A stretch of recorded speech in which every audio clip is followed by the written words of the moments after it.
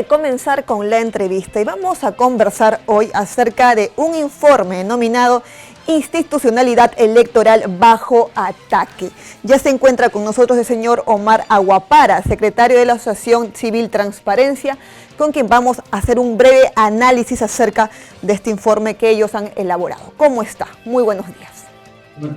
Buenos días, Lizeth. Muchas gracias por la invitación. Un gusto tenerlo en el programa. Según este informe denominado Institucionalidad Electoral bajo ataque, ¿por qué ustedes decidieron elaborarlo, por favor? Bueno, esta es una colaboración que venimos haciendo con relativa frecuencia, donde hacemos un análisis sobre, monitoreamos un poco el nivel del debate y del diálogo y lamentablemente de los ataques y la violencia que se identifica en las redes sociales. Es un proyecto que se realiza con el apoyo de la Embajada de Canadá, con Ojo Público y con PNUD. Y bueno, como con transparencia somos parte de él, ¿no? Y en esta ocasión, por la coyuntura, en ocasiones pasadas hemos analizado otro tipo de espacios o de actores. En esta ocasión el énfasis estuvo puesto sobre la institucionalidad electoral, que por una coyuntura específica estuvo siendo más protagonista en estas últimas semanas, ¿no? Y aprovechamos eso para hacer un seguimiento al tipo de discurso y de comunicación que se ve presente en las redes sociales. Claro, entonces nosotros podemos apreciar en el primer gráfico con respecto al monitoreo que han realizado del 1 de febrero al 10 de mayo de este año, que se han identificado 135 publicaciones tóxicas y en ello 40 de estas se detecta discursos de odio dirigidas contra la institución o no, instituciones electorales. ¿Podría conversarnos más acerca de este primer gráfico? Sí, claro. Esto es una técnica que ya hemos estado haciendo antes y en esta ocasión le hemos empleado para identificar actores e instituciones que son parte del sistema electoral, ¿no? Y ahí lo que hemos encontrado es sobre todo la prevalencia de mensajes y de publicaciones que contienen elementos de comunicación tóxica. Por comunicación tóxica, como se lee ahí, nos referimos a que se usan formas violentas del lenguaje para excluir de la conversación o deslegitimar, en este caso, a individuos y a grupos específicos. Y los discursos de odio son aquellos que utilizan usan un lenguaje peyorativo y discriminatorio hacia una persona basado en o por motivos de su identidad, ya sea por un tema religioso, de género, por su origen étnico, color, raza, nacionalidad, etcétera. Y lo que hemos podido identificar y lo vamos a ver seguro un poquito más adelante, es la presencia bastante marcada de estos elementos en publicaciones que están dirigidas o tienen que ver con autoridades y organismos del sistema electoral. Claro. Ahora en el gráfico 2 del indicador de competitividad, vemos que las elecciones del 2021 fueron las más competitivas de la historia desde 1990. ¿Por qué ustedes señalan esto? Bueno, hay una tendencia que puede observarse desde los años 2000 o 90 más o menos, en donde un factor que lamentablemente no favorece para estos discursos que polarizan, ¿no? Y que hacen uso de este tipo de lenguajes es la proximidad que hay entre las candidaturas, ¿no? Uno de los elementos que hemos visto en las últimas elecciones es que, sobre todo en la segunda vuelta electoral, el ganador prevalece por muy pocos votos, ¿no? Lo hemos visto en el caso del 2016, lo volvimos a ver en el caso del 2021. Y esa competitividad, como podemos llamarla también, hace que este discurso sea más prevalente, ¿no? En situaciones donde de repente habría un ganador más holgado, donde no habría ese nivel de proximidad entre las candidaturas, quizás sería menos probable ver este tipo de discursos. Pero ahí cuando la disputa es muy próxima, una tentación es siempre echar el ojo sobre el proceso electoral en vez de sobre los méritos o los defectos de cada candidatura, ¿no? Claro, entonces eso conllevaría que cuando, como usted señala, la disputa es muy próxima, de que estén en la mira los órganos electorales, vale decir OMPE y Jurado Nacional de Elecciones. Así es, sí, eso es lo que ha pasado en las últimas elecciones, ¿no? Lamentablemente en circunstancias así es bastante sencillo, a veces es parte un poco de un espíritu no muy democrático justificar una derrota en términos de pensar que alguien más es responsable por ello, cuando en realidad simplemente lo que la evidencia ha mostrado en las últimas elecciones ha sido procesos electorales limpios y transparentes. Bien, ahora con respecto al siguiente gráfico, el informe de eMonitor Más, que analiza la conversación política digital de diciembre de 2022 a marzo 2023, que identificó que a pesar de su nula evidencia, la narrativa de fraude aún persiste. ¿Por qué?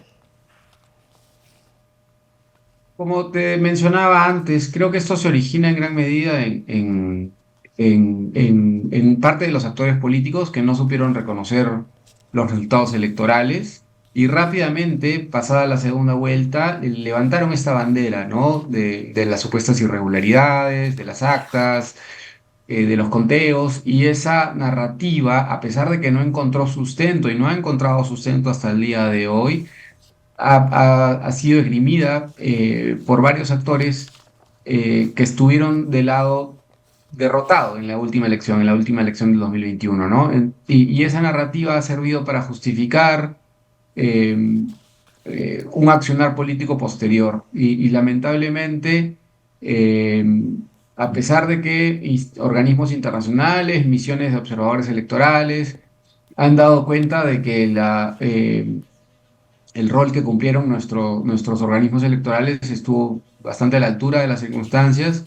Esta narrativa no ha logrado salir del escenario político, ¿no? Y se ha mantenido y ha vuelto a aflorar justo en esta coyuntura a raíz de unas nuevas declaraciones de un colaborador eficaz que volvió a poner el tema sobre la mesa, pero de nuevo, sin mayor sustento, ¿no? Y se ve alimentado de cuando en cuando por estas declaraciones, por estas que no sabemos qué intenciones tienen, pero que lamentablemente no ayudan a pasar la página con la tranquilidad de saber de que hasta ahora no ha habido ningún tipo de evidencia que demuestre algún tipo de irregularidad o fraude en la elección del Claro, 2021. claro, pero si vemos el análisis, hay que retroceder por favor al cuadro anterior. En el 2016, en el gráfico se muestra que también hubo una estrecha competencia, ¿no? Usted recordará las elecciones de PPK y Keiko Fujimori, pero en esas elecciones, en dichas elecciones, no existió tanto, se podría decir, discursos de odio, ¿no? Estas narrativas que sucedió en las elecciones del 2021. ¿Por qué esa diferencia si también hubo este estrecho margen? Es una excelente pregunta. En mi opinión, esto no está necesariamente en el reporte, me parece, pero esto tiene que ver con dos factores esenciales, primero es el nivel de penetración de las redes sociales y el nivel de uso que tienen hoy en día en comparación con el 2016. Creo que el uso que tiene hoy día plataformas como Twitter o Facebook o Instagram y ahora TikTok, creo que no era tan pronunciado como lo es hoy en estos años. Y un segundo factor importante es que el contexto político hoy está mucho más polarizado. Hay una situación de base mucho más dividida en el 2021 y hasta ahora que la que había en el 2016, incluso recordando que la disputa entre candidatos de la segunda vuelta del 2016 era más o menos con cierta afinidad ideológica. Se consideraba que los dos que habían pasado segunda vuelta eran de derecha, por usar una categoría básica. Y a diferencia del 2021, donde ahí hubo sí una oposición mucho más ideológica, mucho más pronunciada, que favoreció, me parece, esta alza significativa en el nivel de polarización y en el discurso de odio. Claro, y también ha influenciado, se podría decir así, que se ha personalizado mucho los organismos electorales, ¿no? Como por ejemplo, se puede apreciar eso en el gráfico número 4, ataques que trascienden a las personas. Vemos ahí que los líderes de estas instituciones, tanto el señor Salas Arenas como el señor Piero Corvetto, han sido blancos de ataques últimamente, ¿no? Se ha personalizado mucho a estas dos instituciones. Así es. Esto se ha dirigido directamente hacia personas y a los jefes de los organismos electorales que se han vuelto un blanco de estos ataques que lamentablemente incluso han ido más allá del discurso de odio y en algunos casos han llegado hasta el acoso y a la agresión física, ¿no? Y creo que esto también, de nuevo, tiene mucho que ver con el clima político en el que estamos viviendo. Creo que uno de los hechos más lamentables de los últimos años ha sido eso.